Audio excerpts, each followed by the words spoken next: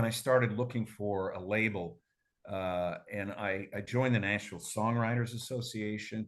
I went to some events there, and it was more of a country thing. And I noticed that, I mean, it's just reality that the country music world's not looking for a guy like me who's in, the end of his real career and he's trying to get started. So that doesn't work.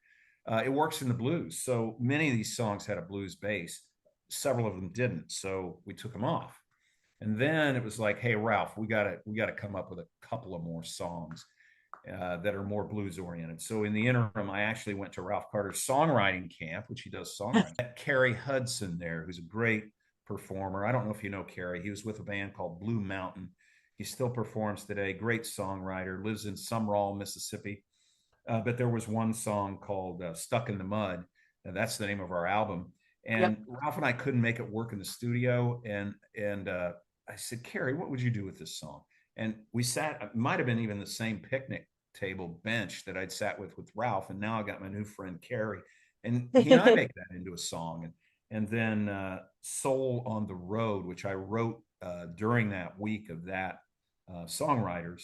I was sitting on the porch of my shack at the Shack Up Inn. You stay in these old sharecropper shacks, and there was a Oh my guy at the gosh. way at the end of the courtyard there. Courtyard, it's just a grass field in another shack, and he was packing up and leaving. He was actually getting on a motorcycle, but in my mind, I started thinking, who is this guy? Where's he going? What's he all about? What's his world?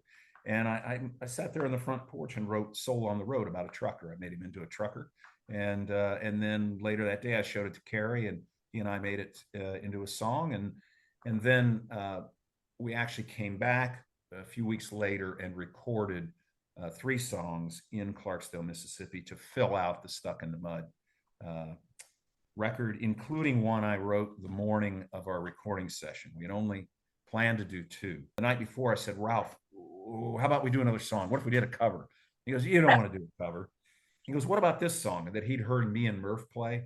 I said, well, those aren't my lyrics. He goes, what do you mean? I said, I thought you wrote that. No, I didn't write the lyrics, but me and Murph made up the tune.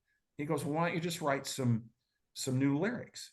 And this was like 10:30 at night, and we'd had a couple of beers, and I remember sitting in bed there in my shack, and I had nothing. I was like, I'm tired. I don't have it. I got nothing. And I remember telling myself, when I wake up, I'm going to have this song. I will have this song. It will be done. I will wake up and write it down. And I did. I woke up and I wrote the song "Hard Work Don't Pay" in about an hour, and I finished it up. And about that time, it's like, oh, I got to go over to the Shack Up Inn and over to the Juke Joint Chapel to record it.